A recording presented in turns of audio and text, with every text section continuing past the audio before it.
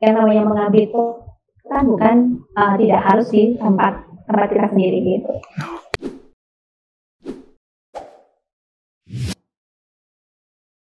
Halo Mbak Tri Wiryawati. Wiryawati ya.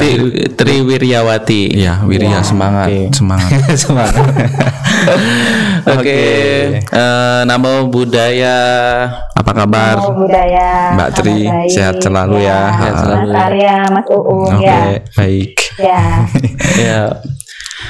Mbak Tri, kami kan baru pertama kali nih bertemu dengan Mbak Tri Wiryawati, dan saya pun nggak tahu nih Mbak Tri Wiryawati ini siapa, maksudnya apa namanya, alumni angkatan berapa dan lain sebagainya begitu. Mungkin jadi kami minta tolong untuk diceritakan nanti bagaimana sih sebenarnya begitu, maksudnya sebenarnya aku kayak apa gitu. Jadi angkatan berapa, karena kita sesi ini adalah sesi mengupas tentang alumni STABK begitu, salah satunya adalah Mbak Tri ini begitu. Monggo silakan Mbak Tri. Baik, saya angkatan keempat, iya. Jadi angkatan keempat, mulai angkatan pertama, 2, 3, rata-rata saya sudah tahu orang-orangnya. Nah, kebetulan kalau yang kemarin yang sudah lewat, Kak Supa dengan Pak Mas Mugia, itu kebetulan angkatan pertama. Saya angkatan keempat dan satu-satunya bisa dibilang asli dari Mojorejo begitu. Putra daerah, mantap. Iya. Jadi kalau misalkan Mas Uung atau Mas Arya tanya ke Bu Ali atau mungkin Pak Kade atau mungkin bahkan ke Bante atau Bante Wirya atau mungkin Bante Kanti, mungkin tahu siapa saya gitu. Siap. Ya. Jadi kalau misalkan tanya ke warga Ngandat atau bagaimana, mungkin tahu begitu. Cuman memang setelah lulus, setelah wisuda saya langsung bisa dibilang meninggalkan Ngandat begitu. Iya betul. Mengenai sekolah di STAB atau kuliah di STAB, dulu ada gambaran nggak kuliahnya di STAB gitu? Apakah seperti apa? Karena gini Pak Ung, kalau yang umat Buddha di Ngandat atau di Mojorejo itu jarang banget yang masuk STAB. Sedikit sampai sekarang, bukan sedikit. Ada kok kayaknya. Ya 1-2 orang ya, gitu. Maksudnya nggak banyak dari begitu. Sekian banyak begitu. Bisa dihitung jari begitu. Bisa dihitung jari. Ya memang kalau kebetulan kalau di angkatan saya hanya satu-satunya. Angkatan saya, ya angkatan keempat itu saya satu-satunya. Setelah angkatan 1, 2, 3 itu lebih dari satu. Mulai dari Pak Suwono itu kan angkatan pertama dengan Pak Supat. Angkatan kedua itu kalau nggak salah itu Pak Junari atau siapa ya? Itu angkatan kedua. Angkatan ketiga itu siapa ya dari Mojorejo ya? Saya kurang ingat. Yang angkatan keempat kebetulan hanya saya sendiri. Dan sebenarnya waktu itu tidak pernah ada niatan begitu. Tidak pernah ada niatan untuk kuliah di STAB Tata Jasa. Cuman kebetulan waktu itu daripada saya lulus SMA kemudian nganggur atau memang diarahkan ke ikut kursus atau apa yang mungkin bukan bidang saya begitu, maksudnya bukan keinginan saya gitu kan. Kemudian ada salah satu alumni juga angkatan kedua, Mas Hato mungkin tahu ya, Mas Hato. Oh, Mas Hato tahu ya. Pencerita lagu ya. Iya, di Blitar sekarang di Blitar. Di Blitar dia. Waktu itu kan Mas Hato juga selain kuliah juga merangkap sebagai PU di Wihara. Ya, baik. Ya, Mas Hato waktu kebetulan biasanya kalau selesai kebaktian atau puja bakti hari Minggu itu kan sempat mampir atau entah mungkin ada buka atau apa, itu masih belum ada perpustakaan Dhammadasa waktu itu kan ya. Jadi semua buku-buku itu kan masih menyatu di kantor. Buku-buku Dhamma itu masih menyatu di kantor. Nah, biasanya kalau selesai puja bakti hari Minggu, nah saya tinggal. Waktu itu juga Pak Suwono juga masih sebagai tenaga administrasi di Wihara selain Mas Hato. Nah, Mas Tato waktu itu sempat tanyakan ke saya setelah lulus SMA mau kemana Tri, begitu kan. Nah, saya juga sempat waktu itu ditawarkan oleh salah satu kerabat kalau memang mau tidak melanjutkan kuliah karena memang mohon maaf kalau memang masalah biaya juga bisa dibilang pas-pasan, bahkan mungkin kurang begitu kan. Jadi kalau misalkan harapan untuk kuliah setelah lulus SMA mungkin sangat-sangat kecil. Jadi waktu itu saya ditawarkan oleh salah satu kerabat untuk ikut kursus menjahit. Kursus menjahit.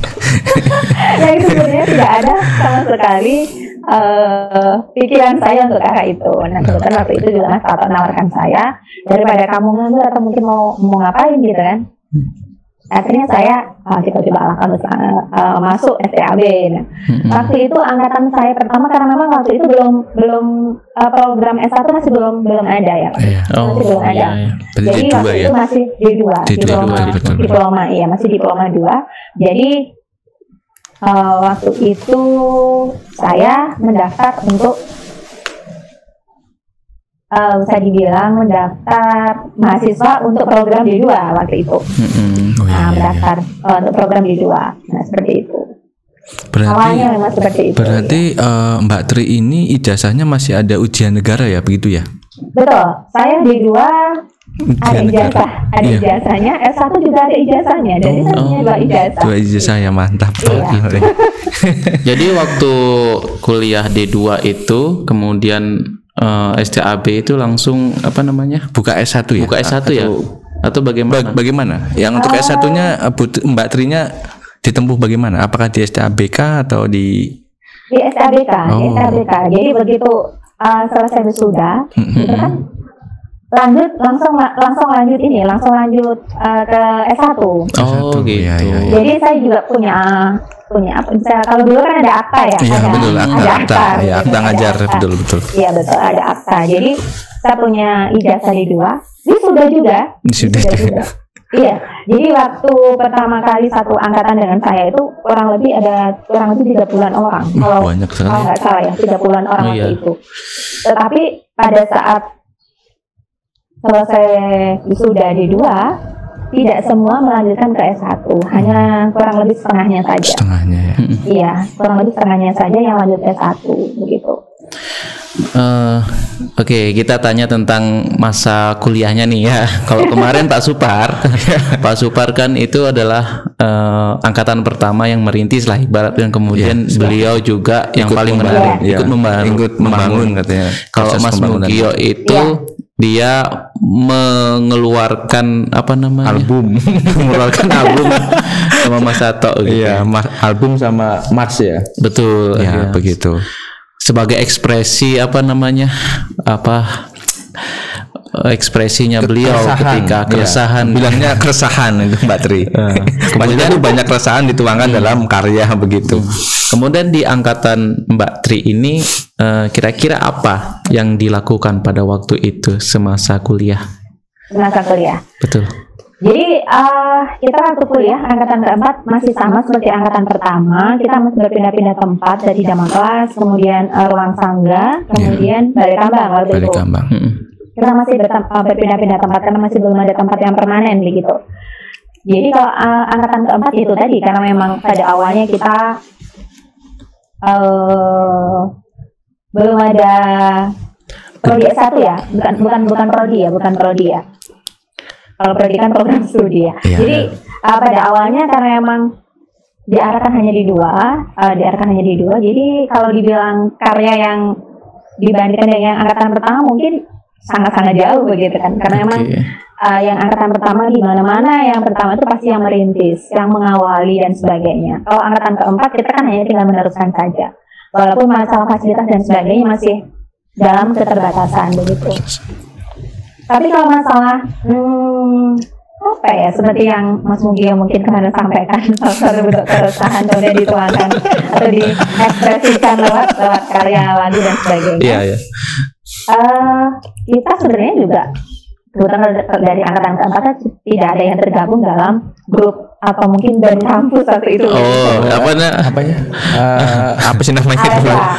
Aresa Orfagen iya.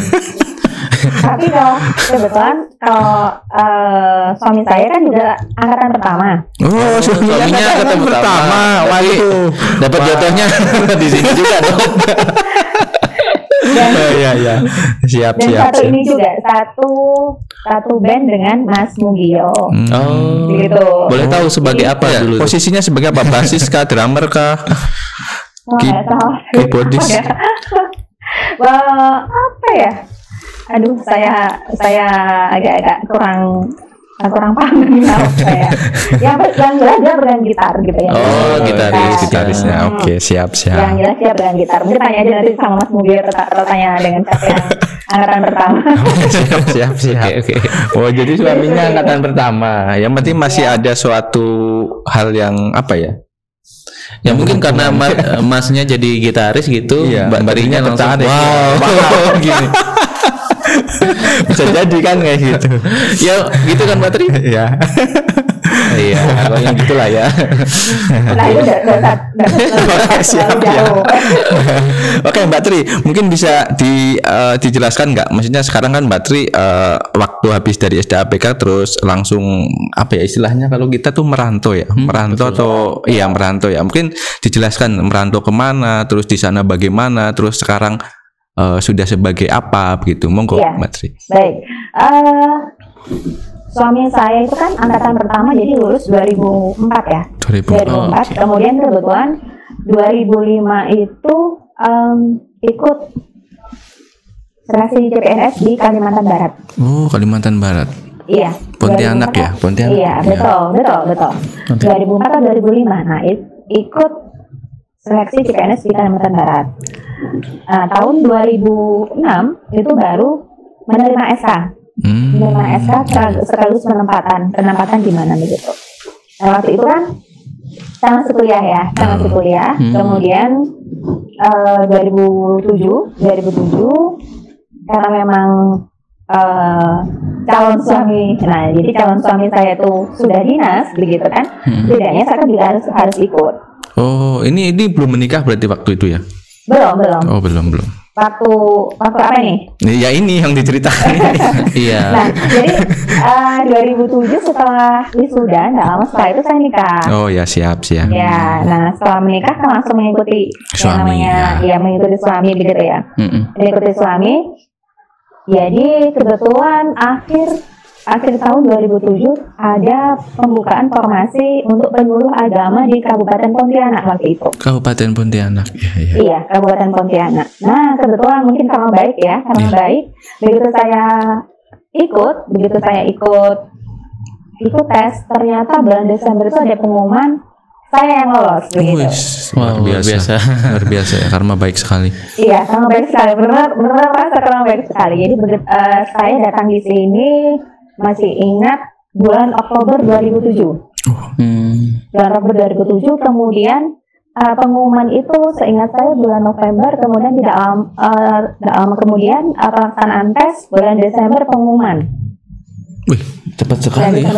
Iya, cepat sekali loh, luar biasa loh. Karma baik sekali itu, Mbak Tri. Iya betul, iya.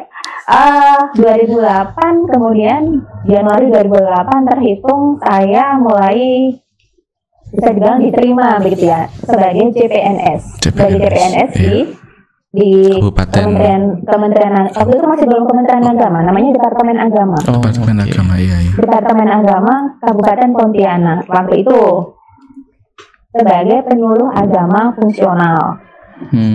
Sebagai penyuluh agama. Nah kemudian sambil berjalan kurang lebih sebagai penyuluh 4 tahun dari 2008. Kemudian Desember 2012 saya dipromosikan sebagai penyelenggara Buddha. Luar biasa. Sebagai penyelenggara Buddha. Nah waktu itu perempuan kan masih sangat-sangat jarang sebagai pejabat. Iya betul sekali. Sangat jarang sebagai pejabat. Tetapi pada saat bisa dibilang kalau untuk Kabupaten Pontianak ini kan sebenarnya banyak sekali potensi, ya banyak sekali potensi. Nah waktu itu karena memang salah satu alasan kenapa ada formasi penyuluh waktu itu kan karena memang dilihat dari potensi wilayahnya. Di Kabupaten Pontianak, nah sekarang berubah namanya menjadi Kabupaten Mempawah. Itu umat Budanya kurang lebih 35.000. Luar biasa besar loh itu. Iya besar. Ya, 35.000 jiwa. Nah, besar sekali. jadi seperti itu.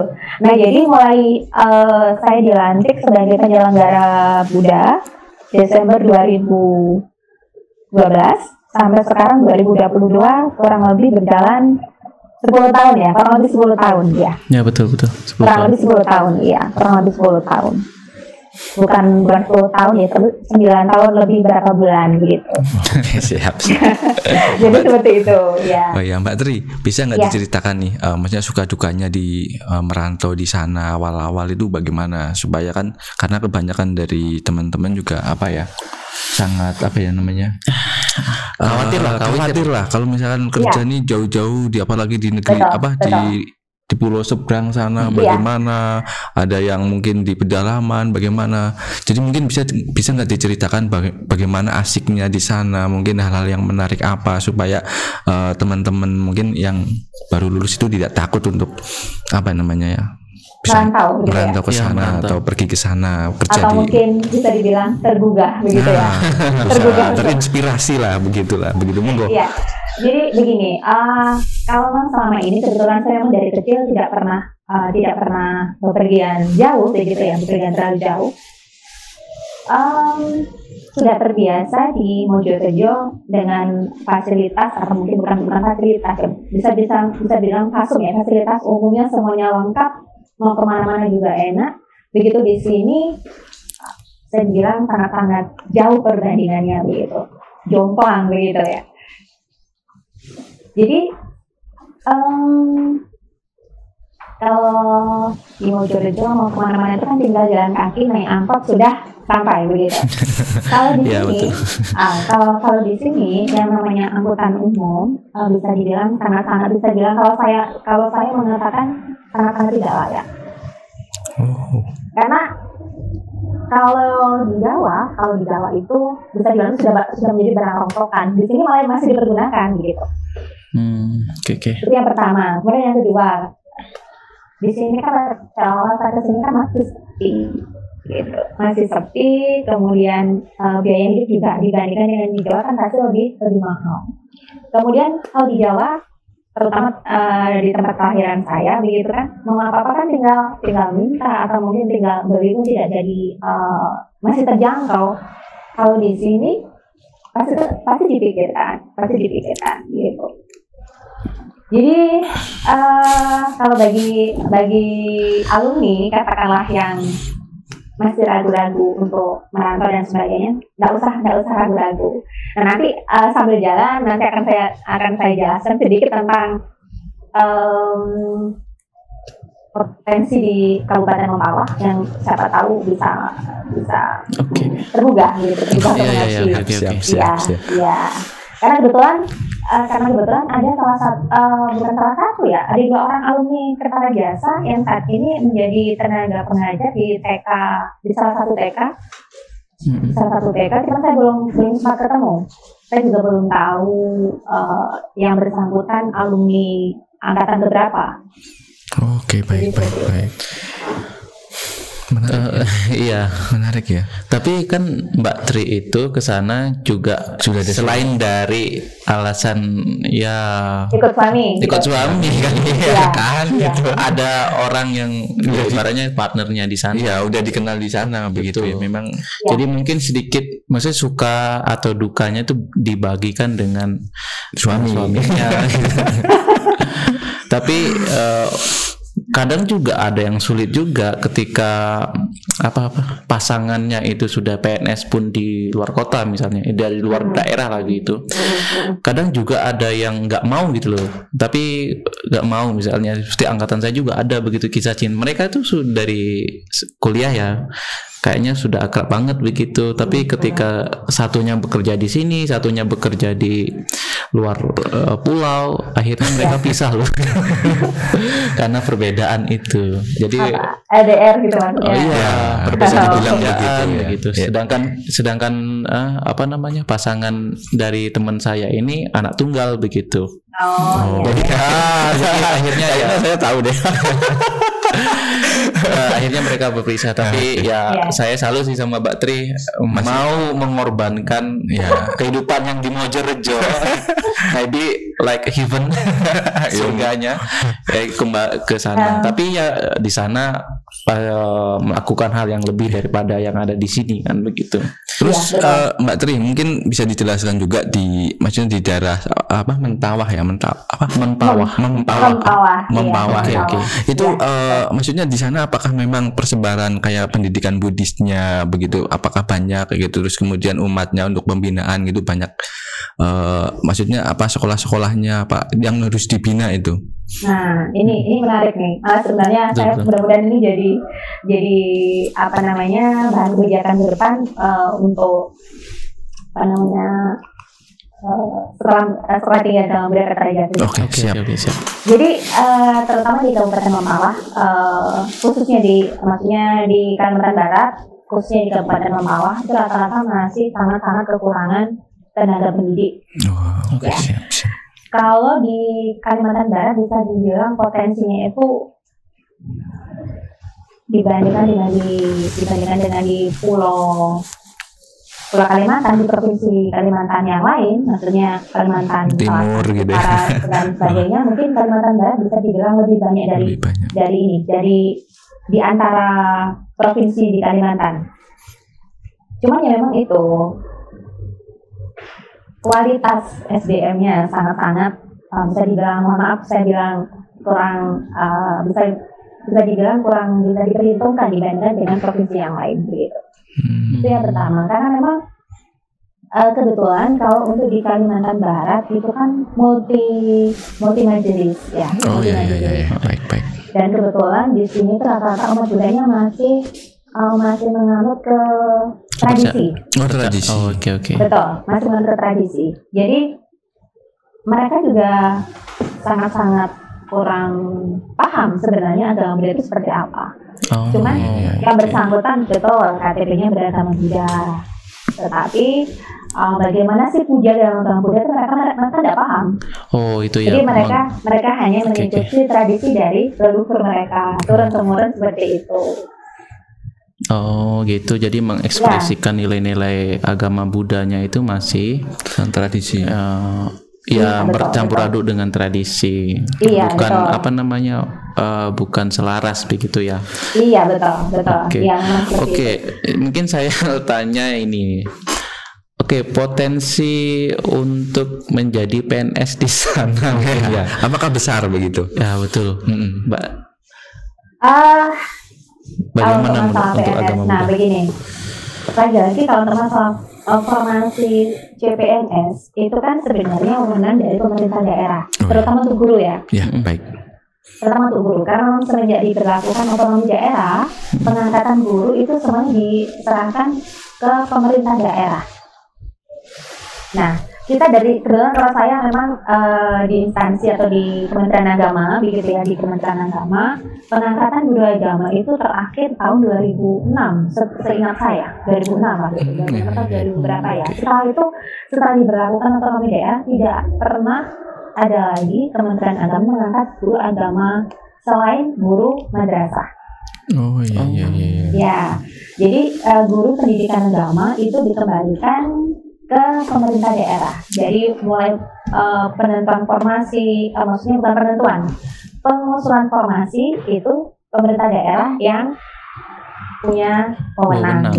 Okay. Ya, jadi kita mungkin dari lembaga atau majelis atau mungkin organisasi keagamaan itu hanya mengajukan dilengkapi dengan data dukung.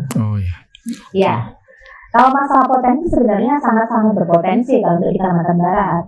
Kita contoh kemarin ada salah satu kabupaten ada formasi guru agama Buddha untuk P3K itu 7 formasi, tetapi tidak ada yang memenuhi syarat.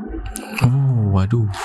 Karena begini, kalau di sini yang tadi saya sampaikan, kalau untuk di Kalimantan Barat itu kan sangat-sangat kurang tenaga pendidiknya.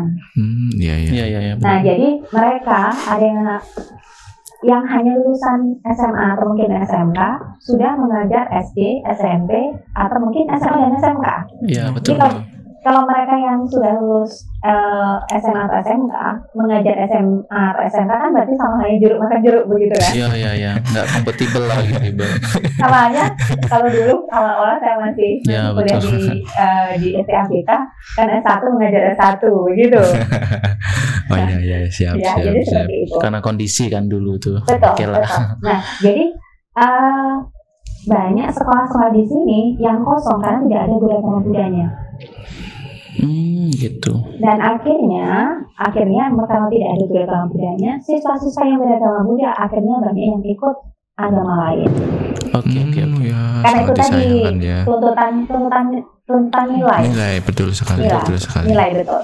Nah, kemudian yang saya sampaikan tadi di sini kan juga multi majelis yang bisa dibilang sangat-sangat berkembang di sini selain Maitreya begitu, itu juga ada Tridharma. Tapi Tridharma juga tidak bisa dibilang terorganisir seperti yang di Jawa.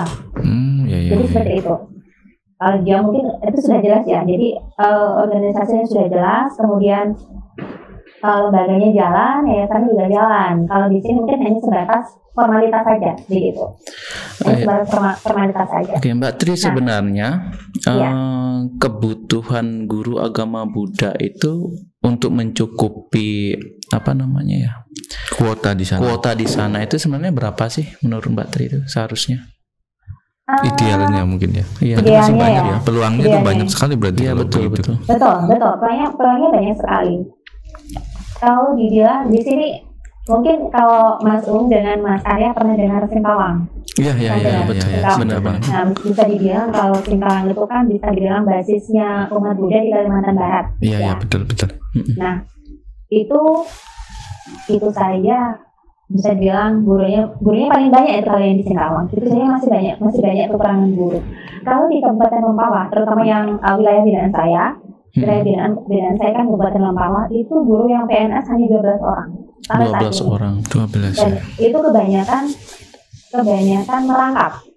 Jadi yang tempat tugas atau satmingkal induknya itu satuan administrasi pangkalnya, bisa dibilang tempat tugasnya itu di SMA atau mungkin di SMP, dia masih merangkap mengajar di SD atau mungkin di SMP yang lain karena itu tadi kekurangan tenaga guru. Oh iya.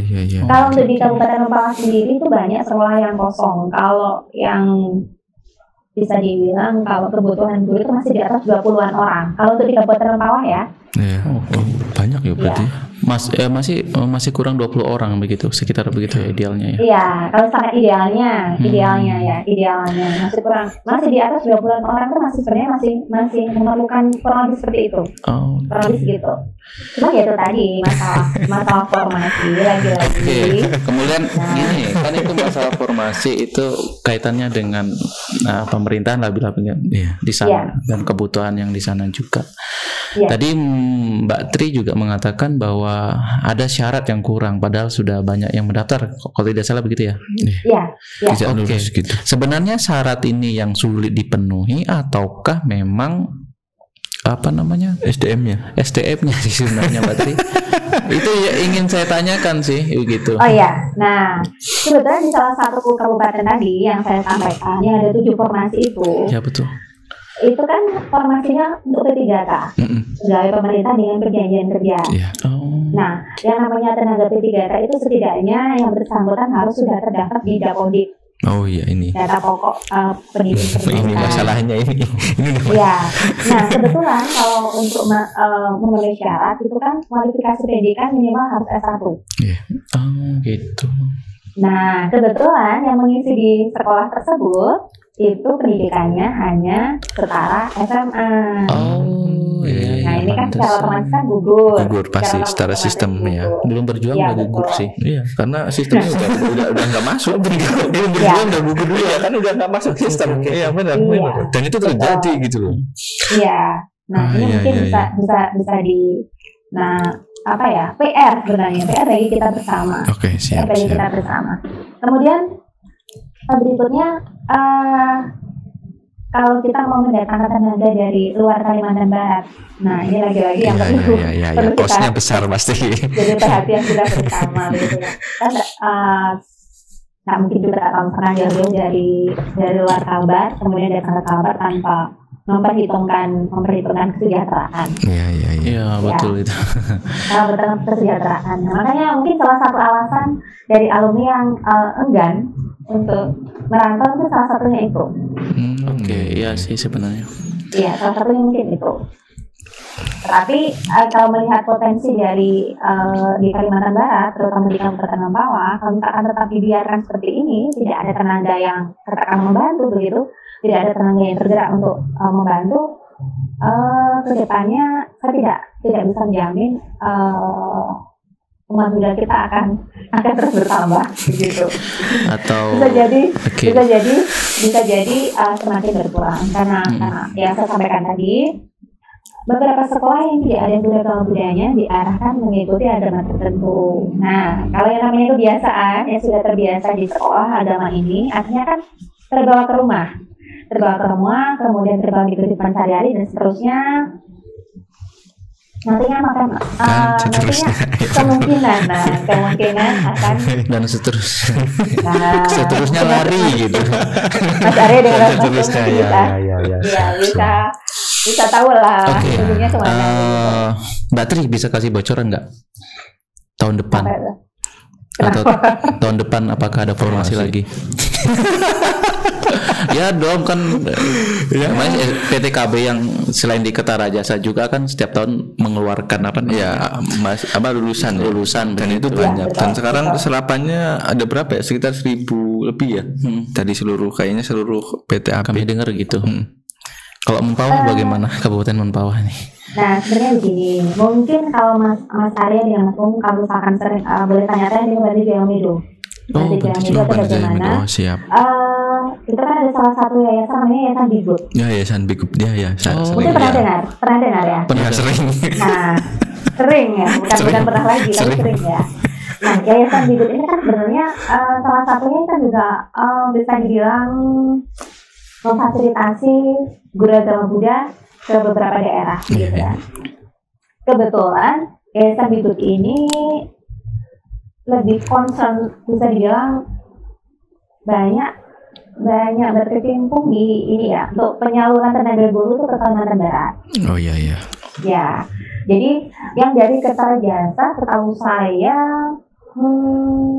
yang dari Bigut berapa orang ya? Saya kurang juga. Kebanyakan memang di luar SABK.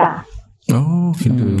Ya, jadi nanti kalau yang di Kertarajasa itu kebetulan ditempatkan bukan di Kabupaten Mempawah, tetapi di Kabupaten Kuburaya. Itu pemekaran dari Kabupaten Pontianak. Oh iya. Itu ada beberapa orang, kebetulan saya juga pernah komunikasi dengan Mbak Decita Guto. Mbak Decita Guto menyampaikan ada beberapa alumni dari Kertarajasa yang ditempatkan dari Yayasan Bigut di Kabupaten Kuburaya. Masih tetangga dari Kabupaten Mempawah. Berarti deket lah ya? Ya deket lah. Tetangga kok deket berarti. Jadi nggak tahu. Tapi nggak tahu tetangganya di Kalimantan nggak ya? Mungkin nanti dari alumni bisa menginventarisir begitu siapa kira-kira alumni ini larinya kemana atau bagaimana begitu, nanti mungkin bisa diinikan juga. Dan harapan saya pribadi semoga dari alumni SABK juga ada yang bersedia melalui Yayasan Bigut ikut mengabdi di Kabupaten Mempawah. Oke, siap. Semoga setidaknya kan jadi mitra saya begitu. Semoga teman-teman alumni juga mendengar ini ya dari Mbak Tri ini. Karena memang kalau komunikasi kan lebih enak dengan sesama alumni begitu kan. Iya, betul. Lebih nyambung begitu. Betul sekali. Iya. Tidak bilang seperti itu. Kemudian Mbak Tri, selain tadi adalah harus memenuhi persyaratan, kemudian jangan lupa informasinya ke kami mengenai ada formasi atau adakah peluang PNS begitulah istilahnya. Bisa diinfokan lewat Pak Kadek. Ya, Pak Kadek, Bu Ali, gitu, Bu Ali, Pak Kadek sekalipun nggak apa-apa. Gitu. Kemudian gini Mbak Alik, Mbak Tri, bagaimana nih Mas Arya? Tadi seputar juga ini menyangkut dengan pengabdian juga nantinya pasti akan begitu. Sebenarnya apa yang bisa ditawarkan hal yang menarik di Kabupaten Mempawah dan tetangganya itu supaya alumni kita tidak terlalu khawatir mengenai kebutuhan hidup atau sikatnya kesejahteraannya lah begitu. Bisa ada gambaran nggak? Ya, gitu. Promosikan lah hal yang menarik begitu loh. Jadi kalau tadi yang saya sampaikan lewat Yayasan Bibut kalau Yayasan Bibut itu kan memang pasti ada yang namanya honor, pasti ada yang namanya honor. Nah, kalau misalkan tenaga pendidik yang didatangkan lewat atau mungkin difasilitasi oleh Yayasan Bibut dapat honor dari Bibut, kemudian dia katakanlah mengajar di salah satu sekolah, kan tidak mungkin juga tidak mendapatkan honor dari sekolah.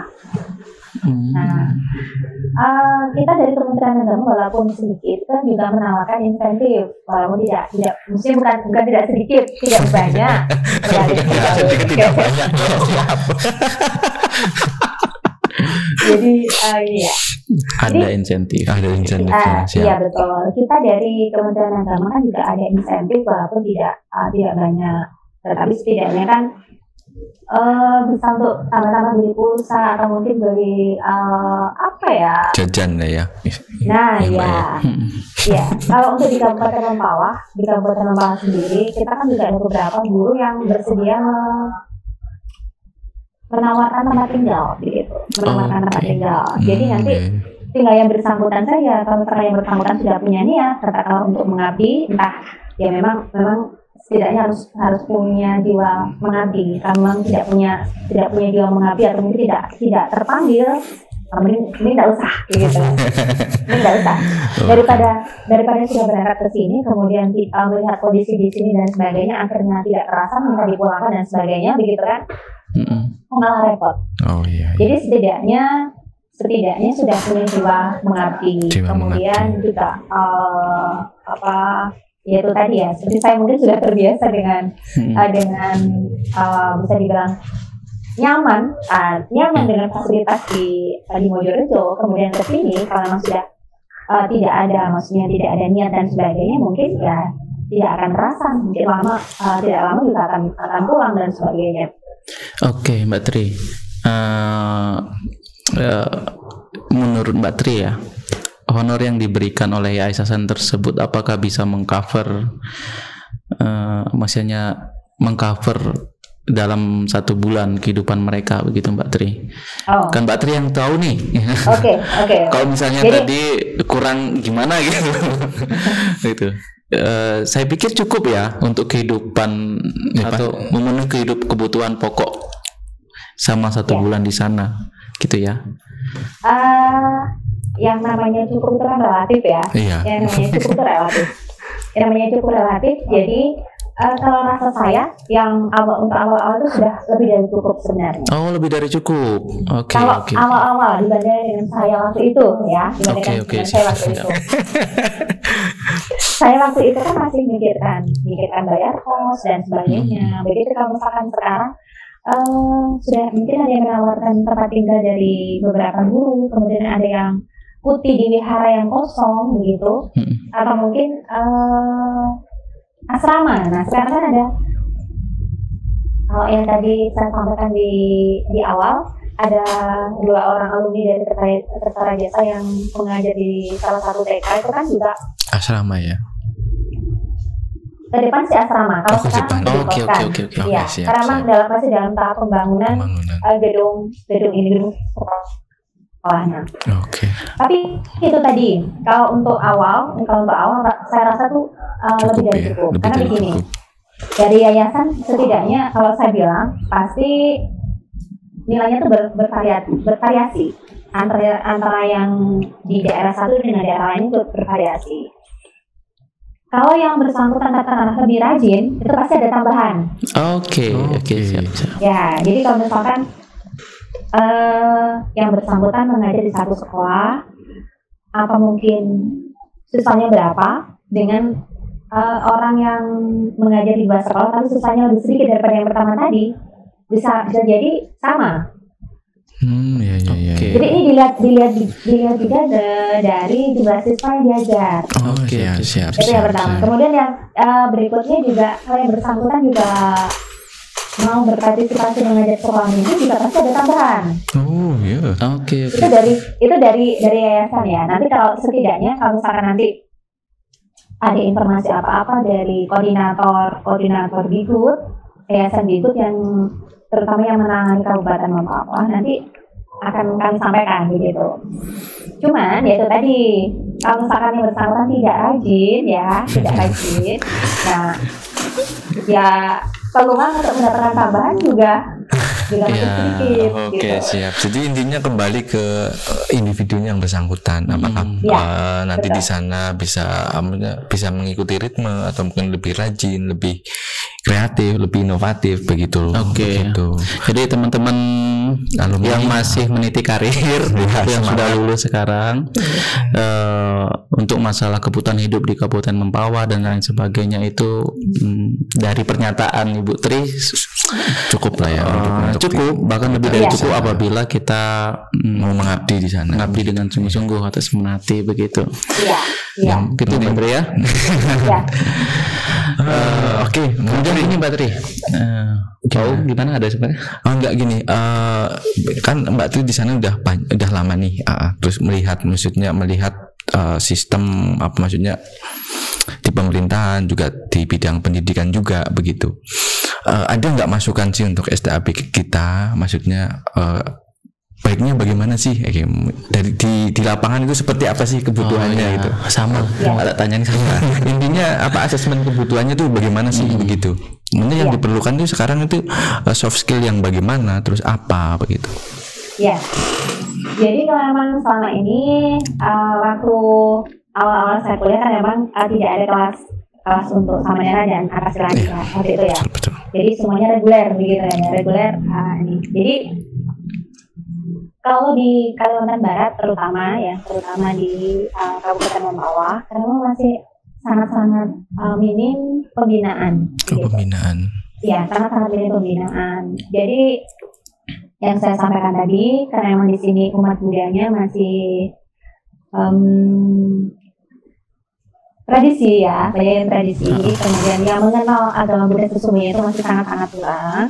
Jadi memang diperlukan setidaknya orang yang telaten begitu. Kemudian kalau yang dari alumni Kertajasa sendiri, saya belum ketemu nih.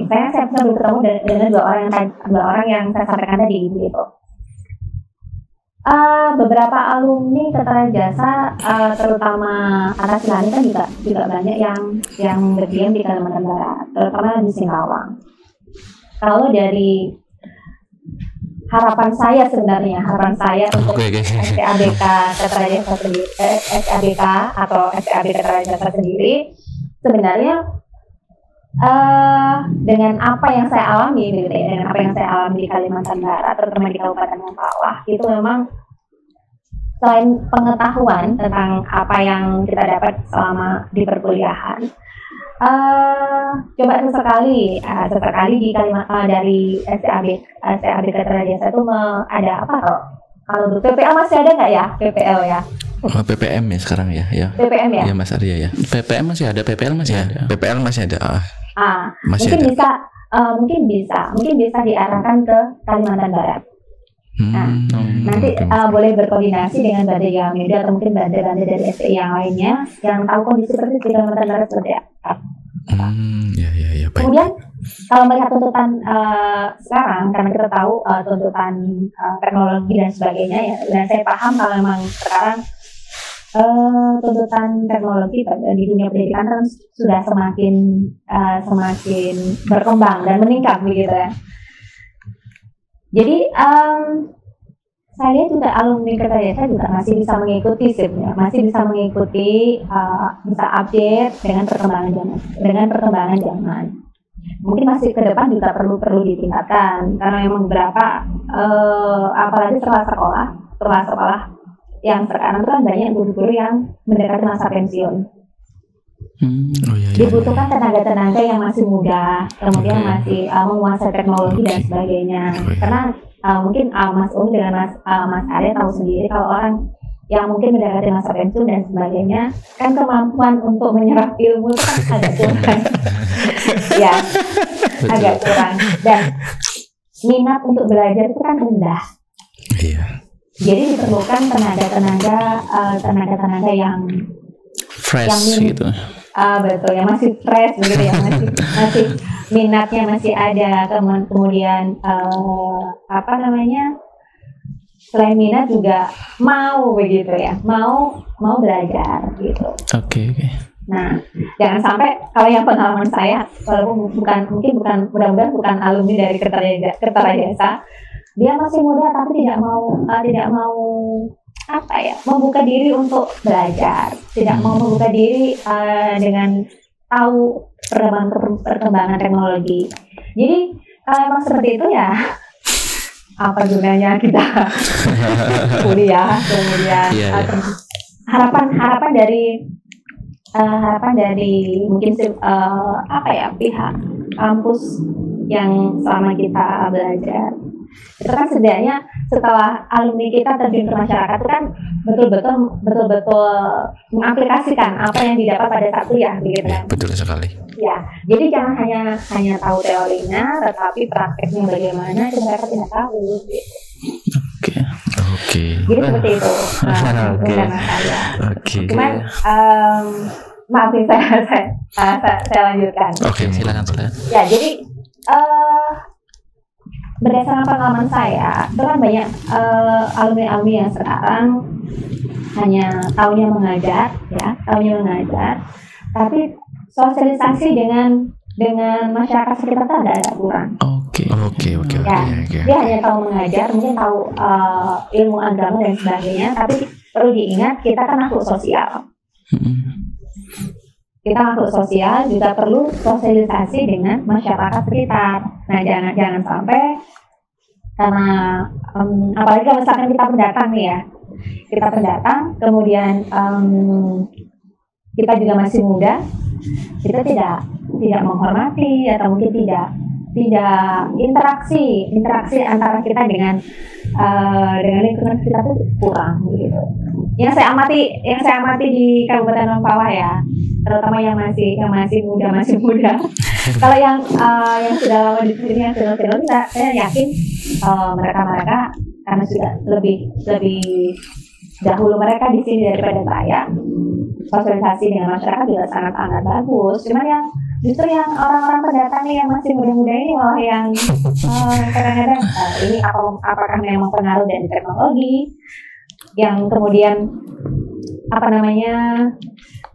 membatasi secara tidak langsung membatasi interaksi kita dengan masyarakat sekitar. Oke, baik. Jadi apa ya? Apa Mas? Oke, mungkin ini karena waktu juga udah ini ya Mas Arya. Mungkin harapan untuk dari Mbak Tri untuk terhadap teman-teman alumni. Monggo.